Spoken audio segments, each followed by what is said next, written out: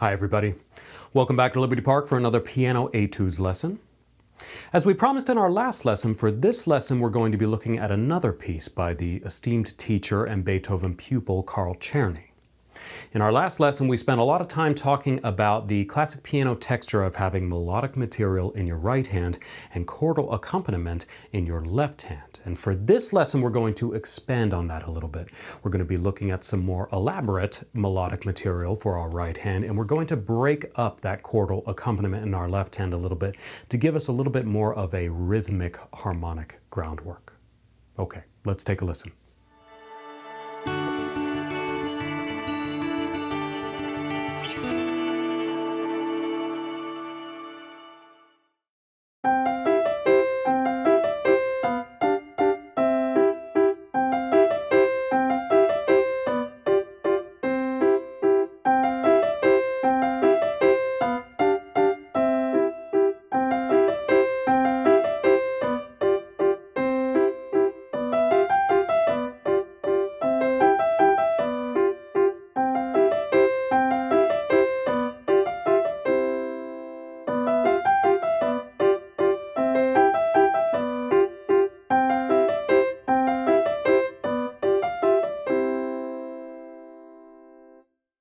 So we're going to hit our points mostly in the first system and then go through the piece and talk about how they apply relevantly as we go.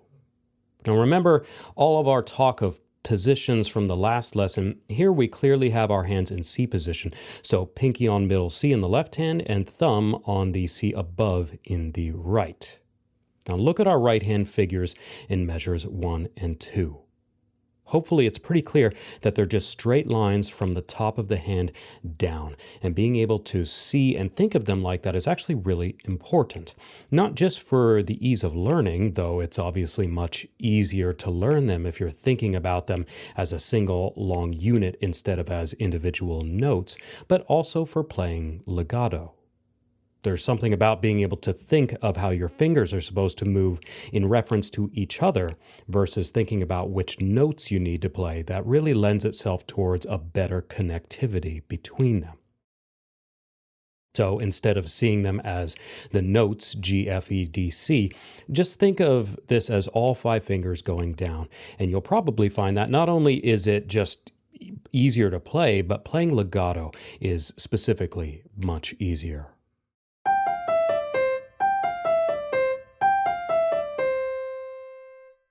Nice and easy to play smooth legato when thinking like that. So our second system has those exact same lines, but if we look down at our third system, we can see some variations. In measure 9, we have a nice rainbow-shaped up and down curve that starts on 2, goes up to 5, and then comes back to 2. And as with the first line, that's how you want to think of it. Try not to look at this as a bunch of individual notes. See and play the shape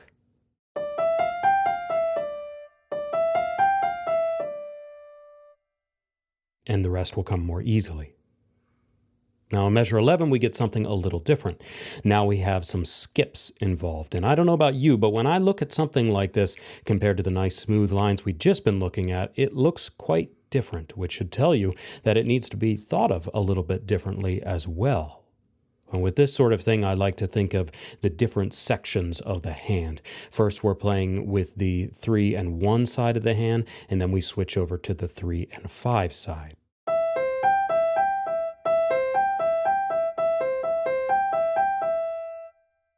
Same basic principle though, we're trying to see the bigger shape physically to help us get a smoother line.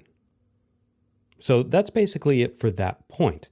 Let's go now back to the top to check out our second point, broken chords. Thanks for watching this lesson from Liberty Park Music. If you enjoyed this lesson and learned something from it, do us a favor, hit that like button. And if you really liked it, share it around. Let your friends and family check it out too. If you want to find more lessons like this or explore other piano-related topics, please come visit us at libertyparkmusic.com. We have full piano courses ranging from beginner to more advanced levels, and everything is online and streaming 24/7 so that you can design your music learning around your schedule and learn in the comfort of your own home from a talented roster of professional teachers and musicians. Come check us out.